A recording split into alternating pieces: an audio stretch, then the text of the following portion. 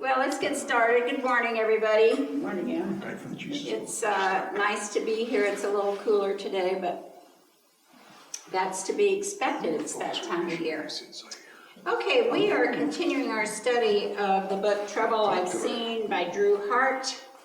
And today we're talking about chapter 4. And just for my own interest, how many of you read chapter 4? Wow. Were you insulted? No. No. I was, Were you insulted? yeah. Okay. Why? He doesn't mention the Civil War. He doesn't mention the abolitionist movement. He only dealt with the stupid movement. The Dred Scott decision? Yeah, and the Ferguson case. Yeah. So I felt like he was not, to quote a non-news organization, Fox, fair and balanced he was not, in my opinion. Okay. Okay. So you weren't really. Let me just put a side note. Okay. That more than once Fox News has declined to defend itself because they say they are not a news organization. They are a First Amendment opinion network. So if you ever have a discussion with a Fox fan, you can wonder out loud, I wonder what that means when they say fair and balanced. So anyway.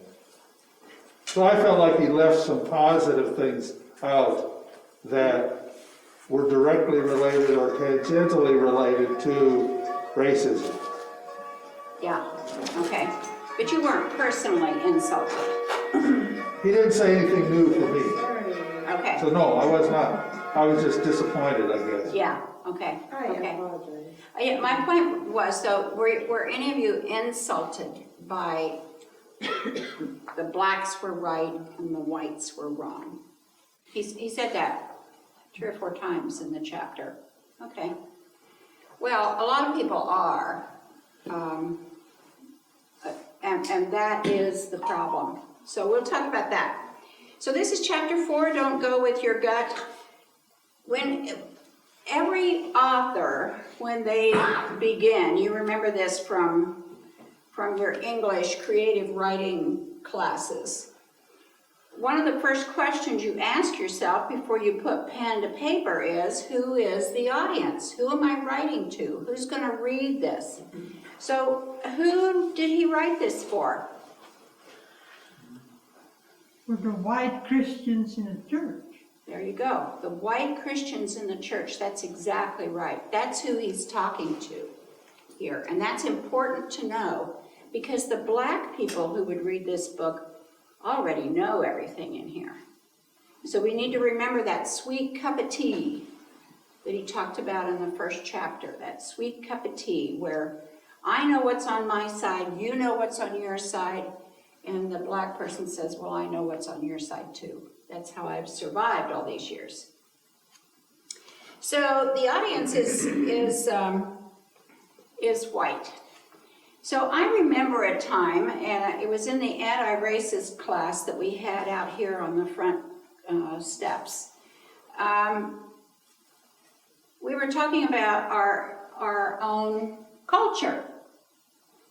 And I remember one of the respondents said, well, I don't really have a culture, not really. It was a white woman. And we all kind of agreed with that. Well, we don't, we're just white. So that tells you that our whiteness is so dominant, that we don't realize what we are, who we are, and how we present ourselves, how the country runs on white culture. So that's probably one of the first things that we can start talking about. And I've been spending some time myself just thinking about, what is it about being white in America? What is it? How do I identify myself? It's hard to answer that question. So, Drew Hart talks about gut response. The chapter title is Don't Go With Your Gut. So the gut response comes from our own socialization. And we have been socialized easily into white supremacy. And I don't say that in a negative way. I just say that in the hierarchy, whites are at the top. Always. They're always at the top. So it's been easy, you know? We were born white. It's been easy. We're always at the top. We've always been at the top. So that's what it is for white Americans. Can we begin to examine what is the socialization of black people in our country? How are they socialized? We want them to be like us. And as long as they conform to our culture, they are accepted. But if they have their own culture, and we don't accept it. They're not. So what would that look like for a 5-year-old black child? In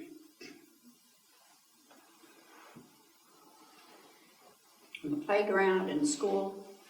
If you saw the As I See It the other night, Peter Sousa's video, his photography of Reagan and Obama's era, the picture of Obama bending over so his little 6-year-old could touch his hair. He said, I've been told I have hair like yours, but he had to touch it to believe it. It's like blacks want to have, or at least I remember stories about many black women ironing their hair or so that it would look straight, wouldn't be kinky. But to own the fact that my hair is okay the way it is. Mm-hmm. To this day, there are public schools that will send black children home because they have natural hair. Seriously. Because they have what? They have natural hair. Yeah, seriously. I've read about it in Florida especially. There are still black children being sent home to fix their hair. Just a side note, the wealthiest woman is a black woman, and if you can guess what product she sells, it fits right in with what Francis was saying. Yeah. Anybody want to guess what her product is? Hair straightening? Hair straightening. Yeah, black hair products. Mm-hmm. I would caution us on thinking of all blacks in the same way. Our Sudanese friends find it very difficult to relate to the black American population. And so as we talk about black and white, let's recognize that as we're not all homogeneous, neither are all the blacks. That's true. That's true. And primarily, our discussion is talking about black people who were born and raised in America. That's true. Okay. Well, and probably we're on the poor side. We're on the poor side. I mean, there are non-poor blacks, but I think his general reference is to people of poverty. I think that's racist. So he isn't doing that? You don't think that's what he's What do you all speaking think? to? I thought it was interesting that he made a point that Martin Luther King Jr. grew up fairly wealthy in the black community Yeah, in we're gonna get to that. Montgomery. I think that was racist to say, Carolyn. We're all amongst friends Yeah, here. okay. And I think we need to sharpen iron together. So that was a racist thing to say. Because not all black people are poor. But I'm gonna say to you that I think they've all had the same experience in terms of interacting with white society. So I'm going to say to you that I think, and one of the reasons I am is because now that I'm reading this book also, White Fragility, This woman, Robin DiAngelo, is a white woman who was born very, very poor. And she has a lot in common with those at the bottom of the cast, okay? But she realized, as she started to study about racism, that she hasn't had similar experiences to Black people. So the poverty that's not the brand that we're talking about. We're talking about being Black. So Drew says, not recognizing that everyone has been socialized by society quickly results in assuming that our way is the right way and hence God's way. That's a slippery slope. And many people have gone down the slope. To be white is to be American. To be American is to be white. This is the right way. This is God ordained. You've seen it. You know that's happening.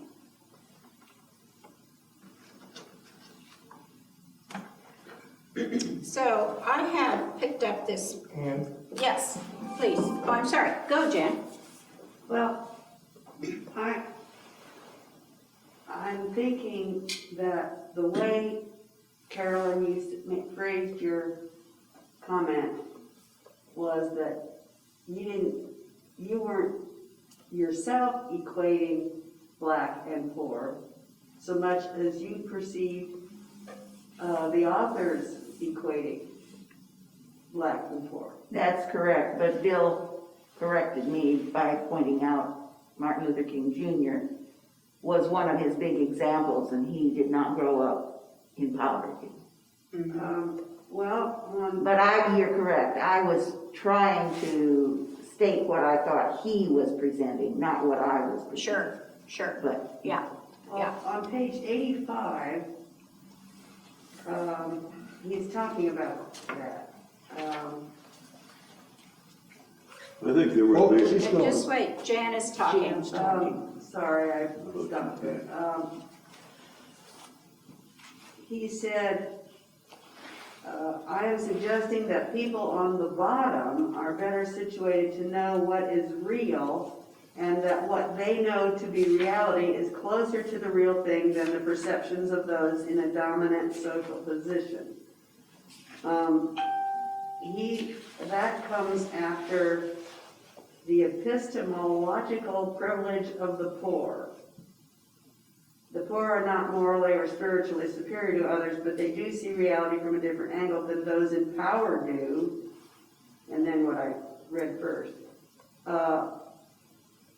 So maybe it's people on the bottom, poor or not. So in some ways, I think he is equating poor and Black in the sense that they're both on the bottom. Yes. But white poor people haven't had the same experience that Black poor people have. And our topic is racism. Yeah. So it's the Black part that we're going to spend some time thinking about. Right. In terms of Jesus's life, yes, you know, the people on the bottom have a different view of Jesus than people who aren't on the bottom. Let me read to you from this book, Cast, which was recommended to me by the Groves. It is quite a read, very easy to read. Here is the author, a Black woman who's already recognized as being a great mind. She says this, and I'm reading this to you just so that you can get a little bit of gut experience. Slavery in this land was not merely an unfortunate thing that happened to Black people. It was an American innovation, an American institution created by and for the benefit of the elites of the dominant caste and enforced by poor members of the dominant caste who tied their lot to the caste system rather than to their consciences. It made lords of everyone in the dominant caste, as law and custom stated that, quote, submission is required of the slave, not to the will of the master only, but to the will of all white people. It was not merely a torn thread in an otherwise perfect cloth, wrote the sociologist Stephen Steinberg. It would be closer to say that slavery provided the fabric out of which the cloth was made. American slavery, which lasted from 1619 to 1865, was not the slavery of ancient Greece or the illicit sex slavery of today. The abhorrent slavery of today is unreservedly illegal, and any current day victim who escapes to a world that recognizes her freedom and will work to punish her enslaver. American slavery, by contrast, was legal and sanctioned by the state and a web of enforcers. Any victim who managed to escaped to a world that not only did not recognize her freedom, but would return her to her captors for further unspeakable horrors as retribution. In American slavery, the victims, not the enslavers, were punished, subject to whatever atrocities the enslaver could devise as a lesson to others. What the colonists created was an extreme form of slavery that had existed nowhere else in the world, wrote the legal historian Ariella J. Gross. Quote, for the first time in history, one category of humanity was ruled out of the human race and into a separate subgroup that was to remain enslaved for generations to perpetuity. End of quote. The institution of slavery was, for a quarter millennium, the conversion of human beings into currency, into machines who existed solely for the profit of their owners, to be worked as long as the owners desired, who had no rights over their bodies or loved ones, who could be mortgaged, bred, won in a bet, given as wedding presents, bequeathed to heirs, sold away from spouses or children to cover an owner's debt, or to spite a rival, or to settle an estate. They were regularly whipped, raped, branded, subjected to any whim or distemper of the people who owned them. Some were castrated or endured other tortures too grisly for these pages. Tortures that the Geneva Conventions would have banned as war crimes had the conventions applied to people of African descent on this soil. Just makes you sick. The part that I want you to remember is it was an American innovation. I don't buy it, sorry. You don't buy it. Tell me what, Dan? The Spaniards would take Native Americans and put them down in a mine and work them until they died, so we weren't unique in this institution. That's what. No, and let me just have you bear with me just a little bit because we're going someplace with that. Okay. Okay. So we know, and we're just really starting to really understand how our economy and our laws and our customs have been based on slavery from the very beginning. And you're right, Dan, we tried to enslave the native people who were here. They just didn't like it, and they didn't work very well. They were rascals about it. They didn't submit. So our economy, laws, and customs were based on slavery from the beginning. This is something that I'm just really starting to understand, that everybody in the whole nation benefited from slavery, except for the blacks. Everybody did. Even in the North, there is nobody innocent. Everybody benefited from slavery. So how did all the people in those beginning states, how did they buy into it? We don't need to answer it. It's really a rhetorical question.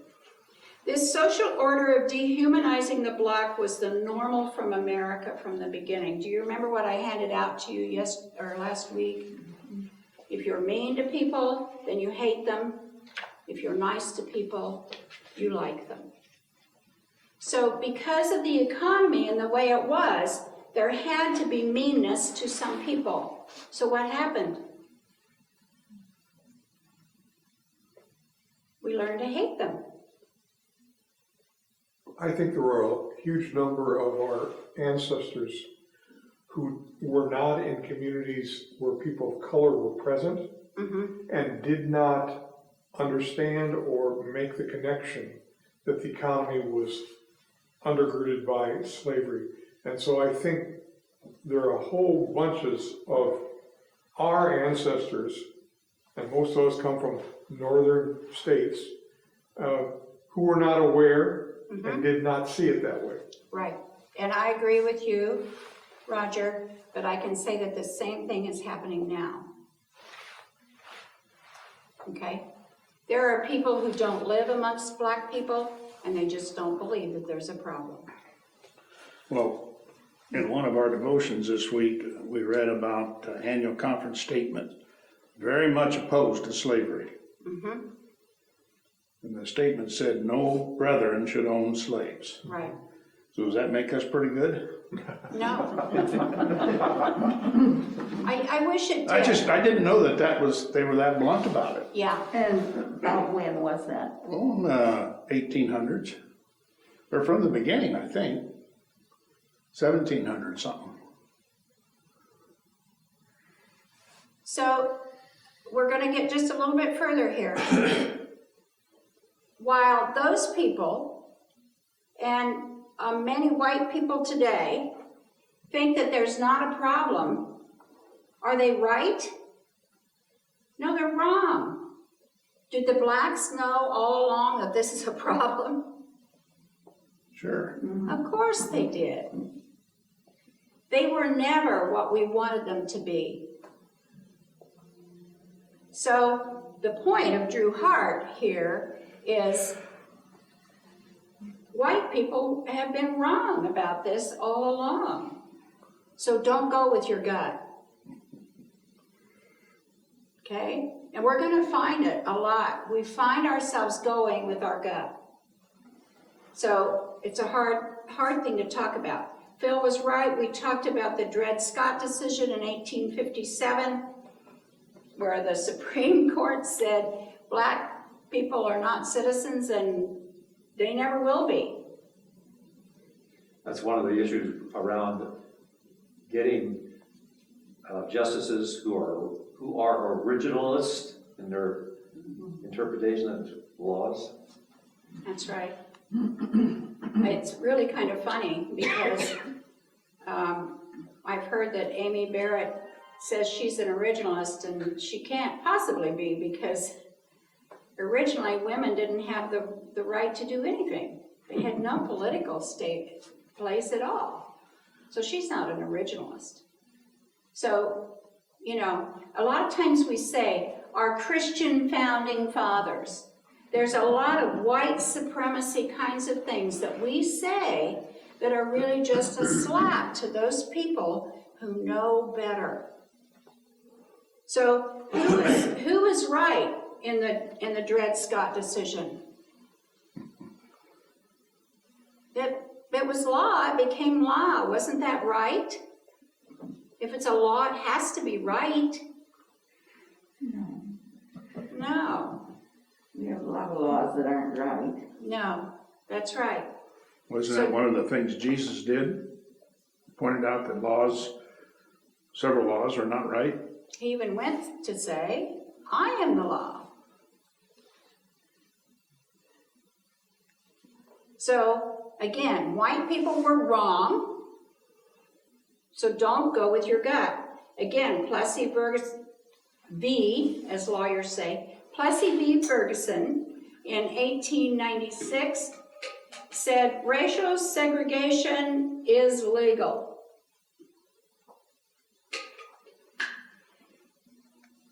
Were churches segregated then?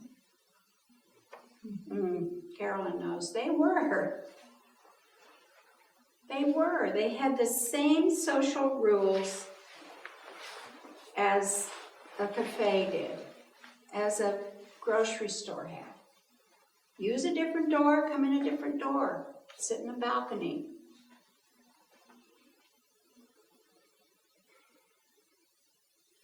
Were white people right? No. Black people knew this isn't right. So don't go with your gut. So, in the civil rights movement, and we all lived in the civil rights movement, you know, I think. Hey, did everybody live in that? I don't know how old you guys are back then. You were old We were young. You were born in the 60s. They were young and innocent. We were young. And I would question what you're stating. I think we all lived in the civil rights era. I don't think we all lived in the civil rights movement. Ah, good point. Good point.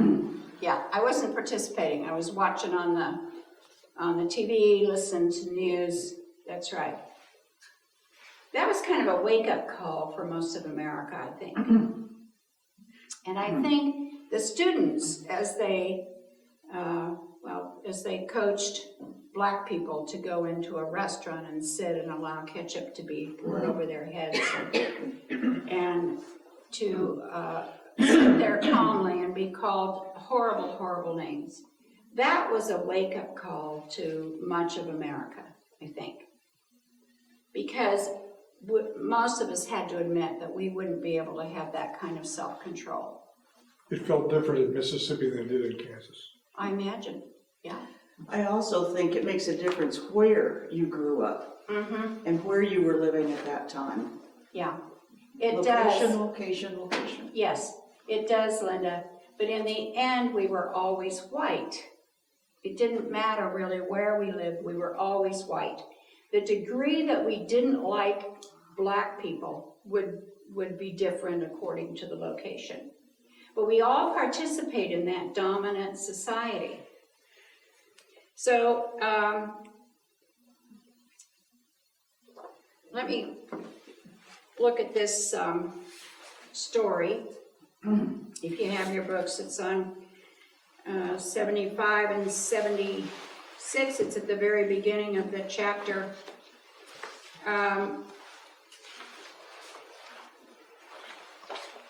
He had an interaction with a man in an audience. He'd been talking about, it's interesting, he was in the Germantown neighborhood in Philadelphia when this happened. That's very interesting. He talked about race and racism and so on and so on. And after his talk, he lingered for a while, and an older white gentleman approached him and wanted to chat. He believed everything I said until it came to Trayvon Martin. He said he just couldn't believe that was a travesty.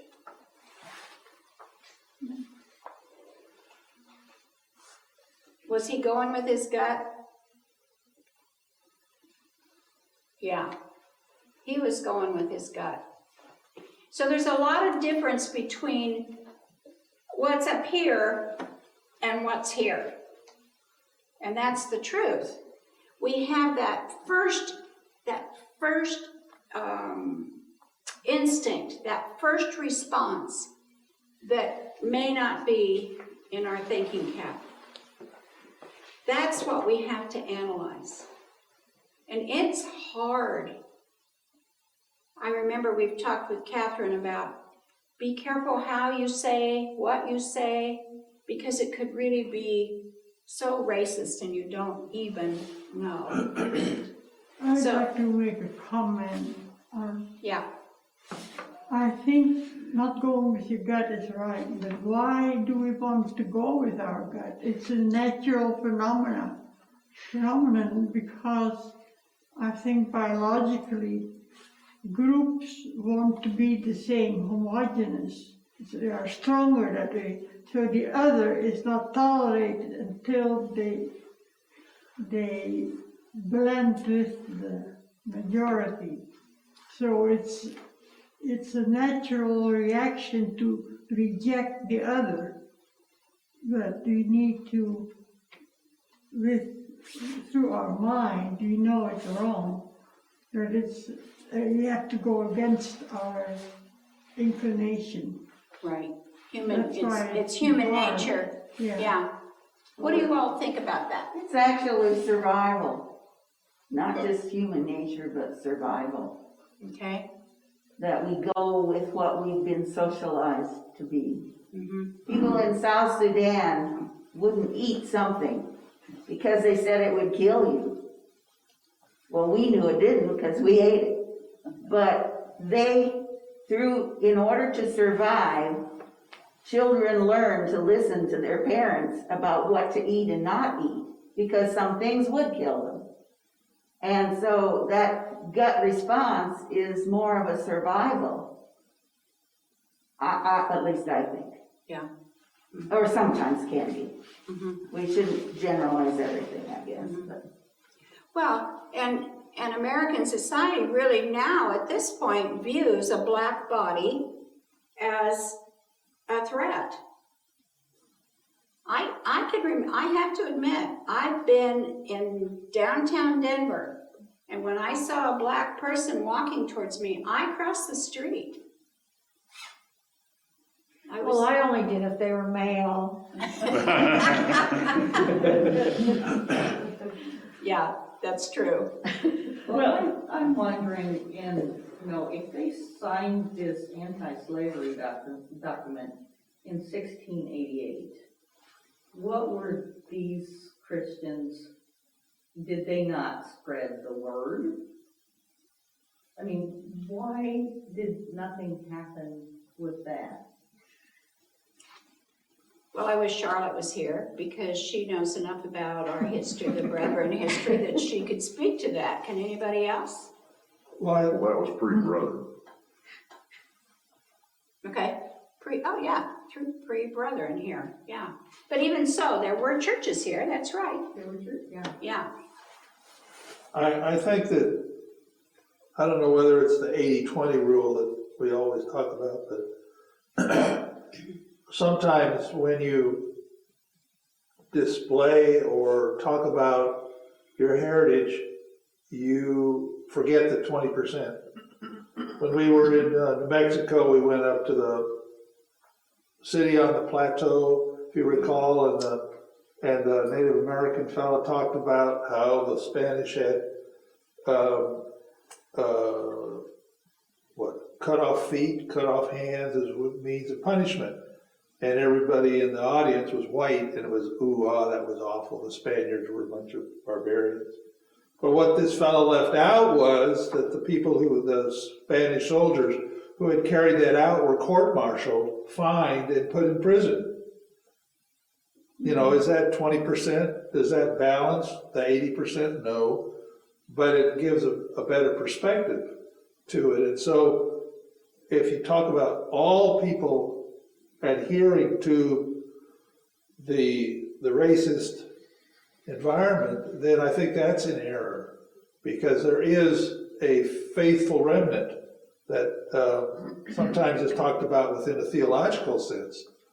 But I think that the willingness to confront racism when it presents itself happens. It just doesn't happen within the context of a political majority.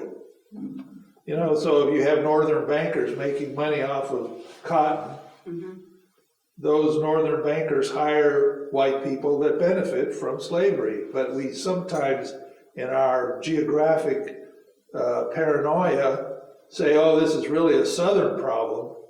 Well, when King went to Chicago, he was treated worse than he was when he was in Birmingham, bombing him. You know, so this idea that somehow this is a regional problem is a mistake. But to say that there were never any disciples of anti-racist behavior is not factual as well, from my perspective. One of the things that I'll share. My family moved from Madison, Wisconsin to Milwaukee, Wisconsin, and bought a house on the east side, not right on the lake, but it was a nice middle-class neighborhood. And a woman from the welcome wagon came to our house and was handing out all sorts of coupons and welcome to the neighborhood. And boy, we're glad that this house wasn't bought by a bunch of niggers. No. And my mother stood up and said, "Here are your coupons, there's the door, don't ever come back." In other words, the moment there was something that was unacceptable to my mother, and you know her, if it isn't just exactly right, she'll let you know. And so it isn't like this, oh, well, you know, you're just uneducated, you don't realize that there are black people, blah, blah, blah, and you rationalize it in your mind, you just lower the boom, and out that lady went. She was surprised that this white woman would take up this cause, so to speak, and so the opportunity to confront was never lost on my mother. It's so true. And Yeah, have you heard? let me just comment, first of all. This story is a good one to think about. How do we react to racism when we see it? And because we've got to take that on our journey on our own. We've got to ask ourselves. And Nana did. Yeah. Yes, Lois. Have you heard of 2042? I think I've got the right year. Isn't that what it is, Bill? That's the dreaded year. Yeah, the flip. Is that the right year? You said, what are we afraid of? And I think that people who are that's studying it, this yes. carefully say it's 2042. Yes. And What's going to happen then? I know what you're going to say. well, it's going to be the reversal of the dominant caste. Of the dominant caste. And so that's a lot of this political stuff is, you know, I think working towards that end, that look out for 2042. And actually, there's a lot of prejudice against the Muslim also, because the Muslim is hung with that whole idea, oh, they're trying to overcome us, and that's why their families are huge, and they're going to outnumber us one of these days. So, yes, Leon? I think there's a lot of so-called racism just between white people too. There's white and then there's white. I think there would be a lot of whites, perhaps to our north in Canada, perhaps to the east in England or Germany, or to our west and south in New Zealand or Australia, who would not feel comfortable with our statement to be white is to be American. Yeah, but remember, we're just talking about America in this book, okay? This is a well-traveled audience, and so your perspective is a little bit different, but Drew Hart's perspective is only in the United States of America. That's what we're talking about in this book. So you're right. Even in this country, though, it's been amazing that the definition of white has changed through the years to include more and more and more and more people in order to outnumber those people who are not white. So now, many times, Mexican, brown people, Latino, are considered, for the purposes of politics, white. They're considered white. So, and I know that's true because if you fill out an intake form, there's no place to mark Latino. It's white. It's changed over the years. So, how is it that we develop a viewpoint, and what does your answer have to do with being the church?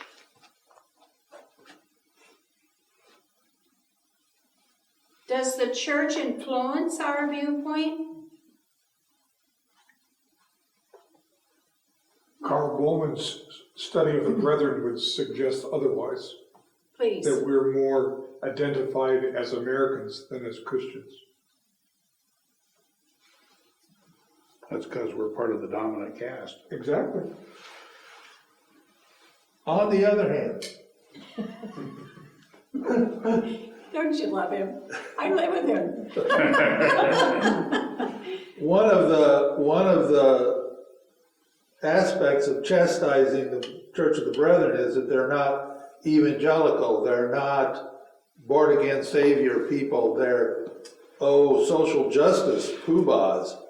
And so this idea that exists is that the purpose of religion is to save souls, and then how do you do that? And I remember a particular individual whose first name was Roger was being interviewed in Indianapolis on the concept of mission, and on the other side of the studio was an evangelical who was chastising Roger. I don't remember his last name now that I think about it.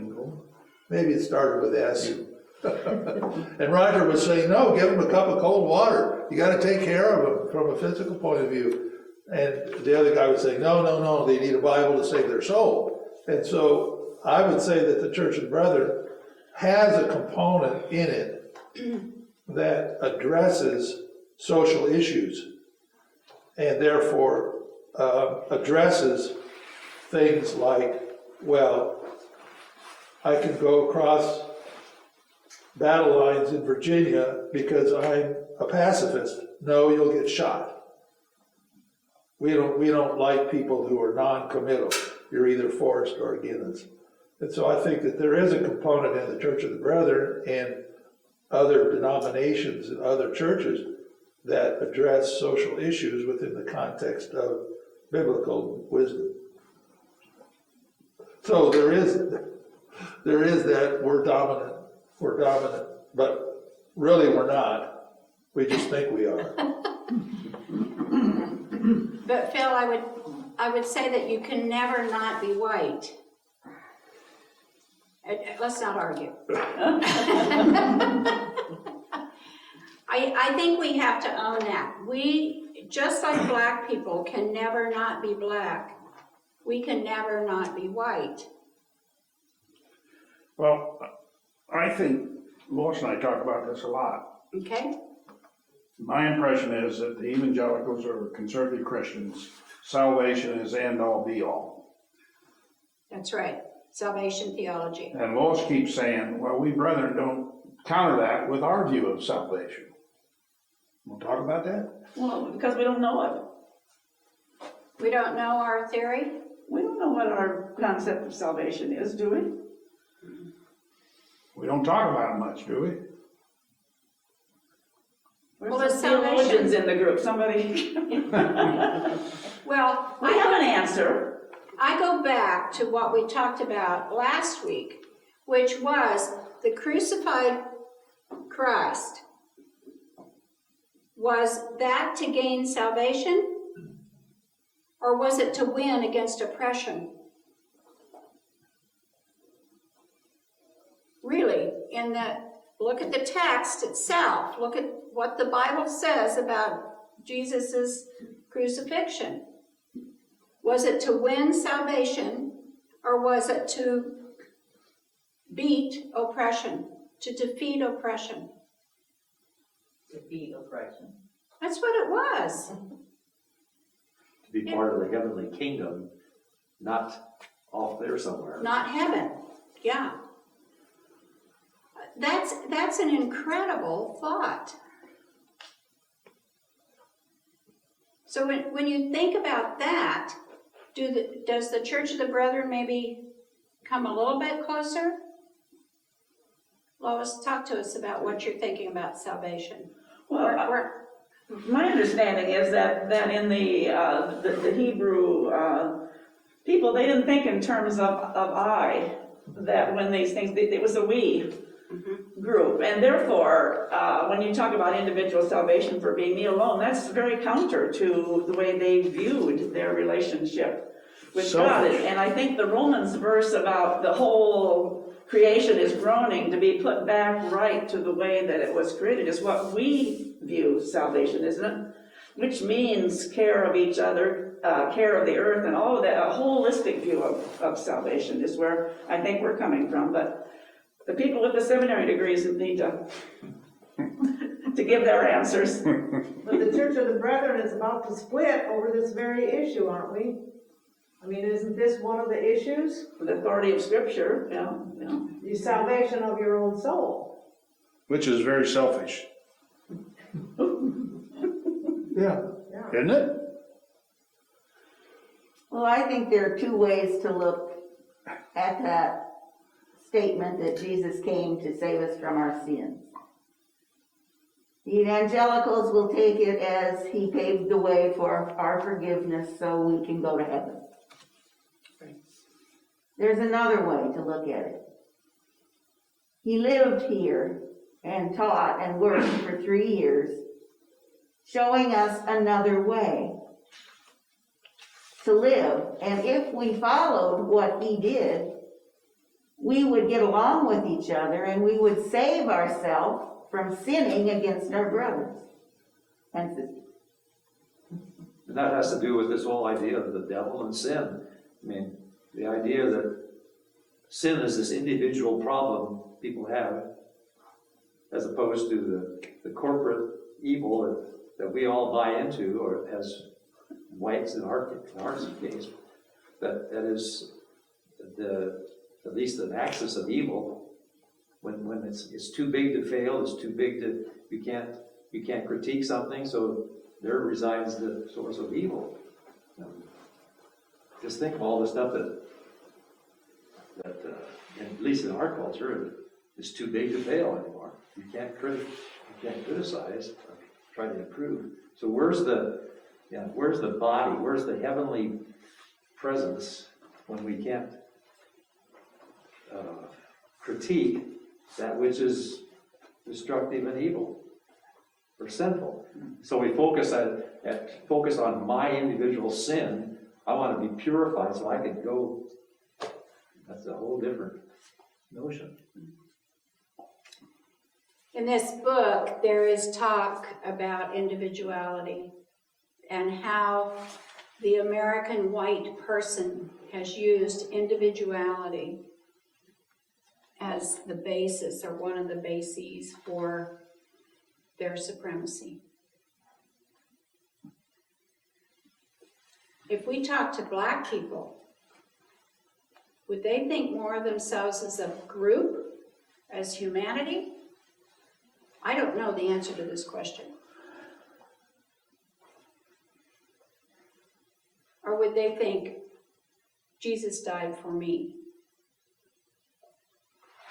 Or you think about their music?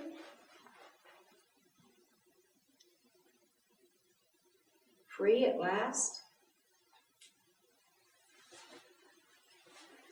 Who's right and who's wrong? Don't go with your gut.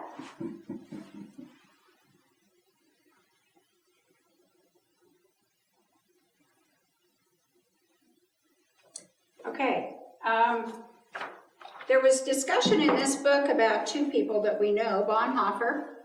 By the way, let me just say that hearing you all talk and knowing how, knowing your theology, knowing our theology, it's no wonder that people like Drew Hart are drawn to the pacifism of the Church of the Brethren and other Anabaptist churches. Because we talk in a way that is easier for them to easier for Black people to relate to. So, Not very many people are drawn to it. Not very many Black people. as long as we're comfortable We're not gonna hear it. Well, what about all these other countries now that have churches of the brethren in them? My understanding is that our message appeals to them. Yeah. And there you go. I mean, you just proved what I said. Yeah. Yeah, So what's wrong with us Americans that we can't grow here? we're too comfortable. We're just too comfortable. We're just too darn white. Or our theology is too hard to follow? It doesn't relate to the way most white people live. I mean, the main takeaway I took away from that chapter 4 is we just got to get better at following Jesus. I mean, that's what turned around Bonhoeffer, as I understood the author. That's right, and let's talk a little bit about Bonhoeffer. The interesting thing about what he wrote in here was not his experience in Germany, but his experience with a black person.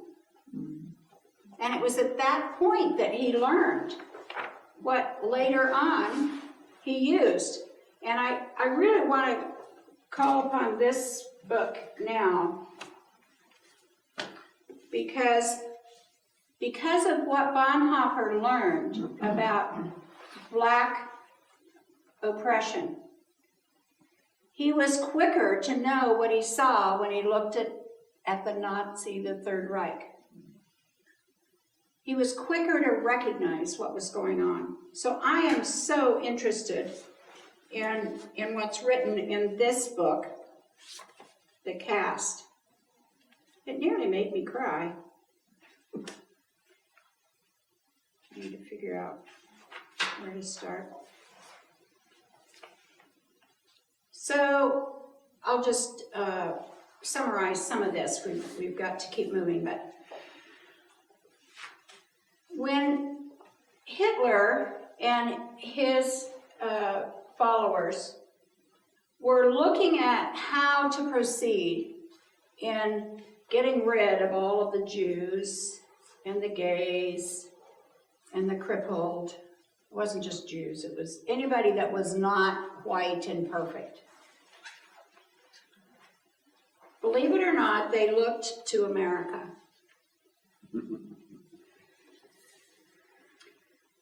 So Madison Grant, who was a leading eugenicist from New York, in his social circle were Presidents Teddy Roosevelt and Herbert Hoover. He converted his zeal for Aryan supremacy into helping enact a series of American immigration and marriage restrictions in the 20s. They wrote it down. It became law. In 1916, he wrote a book called The Passing of the Great Race. That book was on Hitler's bookshelf, literally. Hitler had studied America from afar, both envying and admiring it, and attributed its achievements to its Aryan stock. He praised the country's near genocide of Native Americans and the exiling to reservations of those who had survived. He was pleased that the United States had, quote, shot down the millions of Redskins to a few 100,000, end quote. He saw the U.S. Immigration Restriction Act of 1924 as a, quote, model for his program of racial purification. Historian Jonathan Spiro wrote that. The Nazis were impressed by the American custom of lynching its subordinate caste of African Americans, having become aware of the ritual torture and mutilations that typically accompanied them. Hitler especially marveled at the American, quote, knack for maintaining an air of robust innocence in the wake of mass death. By the time that Hitler rose to power, the United States was not just a country with racism, it was the leading racist jurisdiction. So much so that even Nazi Germany looked to America for inspiration. Is that in our history books that we teach our kids? Oh, yeah, I saw it there when I was a junior. And you Yes. were using Bonhoeffer, and we raised the question of why people are not attracted to us. It wasn't until Bonhoeffer made a deep relationship with a black person that he began to understand. And I wonder how many of us here reach out to the black community and try to learn from them. And we wonder why we don't grow. And we really don't have an excuse here. We probably got 150 black people right next door. I beg your pardon, this is a white community. But, you know, Los, again, we're talking about this week. Maybe to help tamp down racism, if each one of us would try to have a personal relationship with a student or two here and really get to know them and have conversations, maybe that's one of the best things we can do. Yeah. I mean, I think back when I was here from 61 to 65, we didn't talk like this at all. I mean, I was dumb as a board that all this civil rights stuff was going on. Now I think of where we are with the student population we have here at McPherson. We've got a great opportunity to be a witness here. I'm really proud of what's happened here. That's right. Yeah, to learn. And I just think we've got to seize it. I mean, I went to the volleyball game yesterday. Mm-hmm. And afterwards, there were black and white students hugging each other, having a good time. I don't think the younger generation has the same problem we do. Same way with the gays and with race. There is hope. Yeah. But there us is old hope. people got to get on board. Yeah. Again, I'm going to call back to We're what dying Linda off. said. It'll be all right. What? We're dying off, it'll be all right. Let me call back to what Linda said. Location, location, location. I think it's nice on this campus that black and whites are hugging, but I don't think that's happening everywhere, even amongst the young people. And what will they do as they grow older?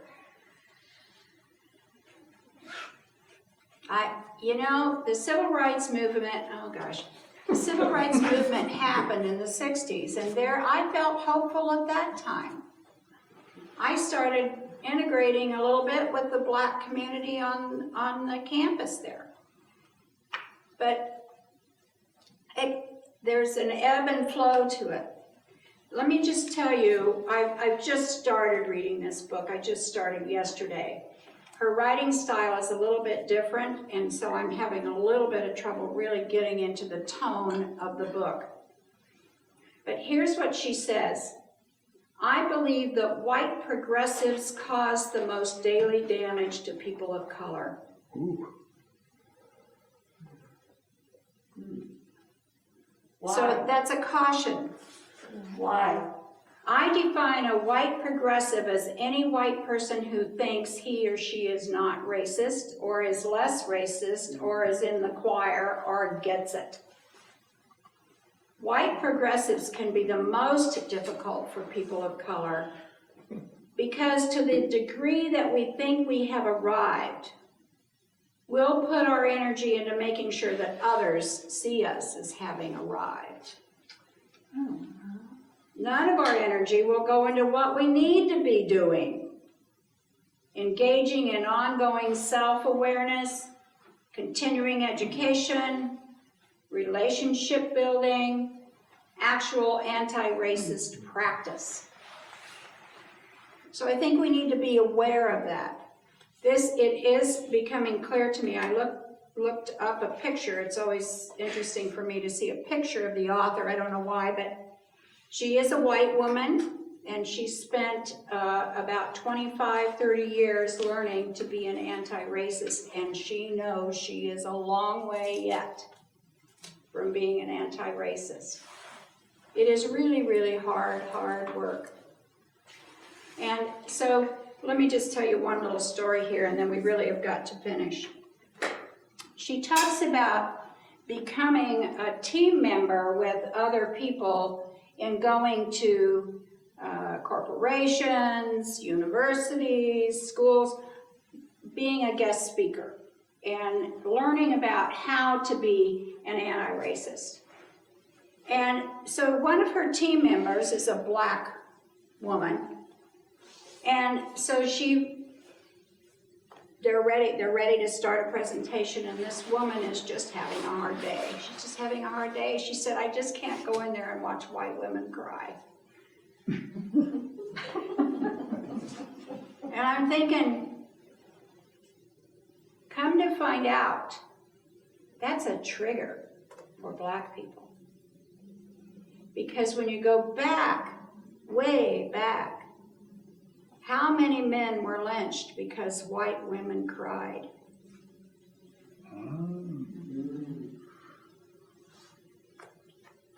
So when a white woman cries, perhaps appropriately, it doesn't sit well with a black person. Because it calls attention to them rather than to the black person. The black person is there telling us about their life and what is real for them, and we cry and we become the focus of attention. It's so subtle. White people are so used to controlling the environment. And so we need to be careful, because I would call all of us white progressives. So I say good. It's a good idea to reach out to black community members. But we've just got to be careful how we do it. And I don't have any answers. I don't know. I think we have a lot of things to learn yet. Okay, let's finish. The other was Martin Luther King. The thing that I wanted to call to our attention there was Martin Luther King Jr.'s reluctance to accept the call to be the leader in what became the civil rights movement. Why was he reluctant? It was comfortable. Yep. He was comfortable where he was. He was middle class. Yeah, he was black, but He was smart enough to know it was gonna cost him something. I don't know that. Although What'd you he say, probably He knew. was smart enough to know it was gonna cost him something. Okay. Yeah, Well, Not only him, but his family. Yeah. yeah. So he was reluctant. What does that reluctance have to do with us? Why did Jonah not want to get on the boat? That's right. Oh, it's such hard work. And it really, truly is dangerous. I'll just tell you this short story, not mentioning names, but one of the leaders in the Black Lives Matter march that began right over here and marched down Euclid and ended up at the park, the Lakeside Park. One of the leaders had to put in cameras at her house.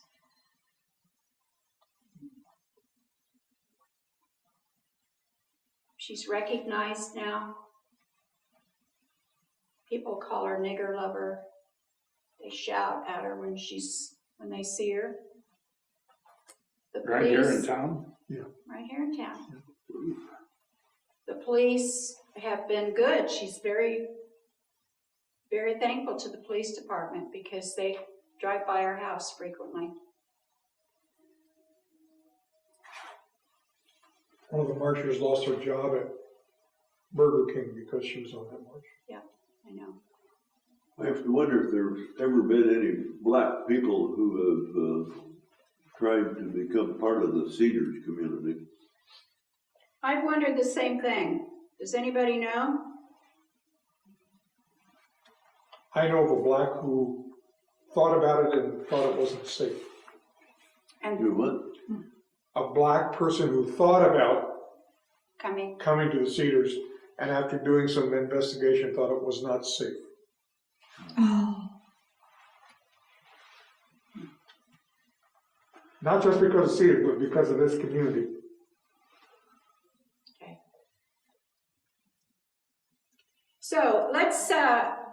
let's quit. This is a rich topic, and we have a lot of things to learn and a lot of exploration that we need to be making. I'm just going to read to you this one paragraph, and then we'll call it good for today.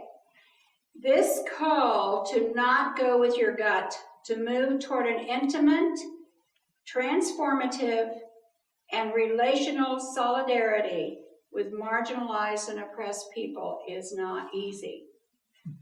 It requires learning to see again from oppressed people's perception of things rather than through one's own lens. However, I believe that Jesus' own emptying of himself and taking on the form of a slave models for us the way forward. We are called to imitate the same Jesus who is alive and still leading his followers alongside the oppressed of our day.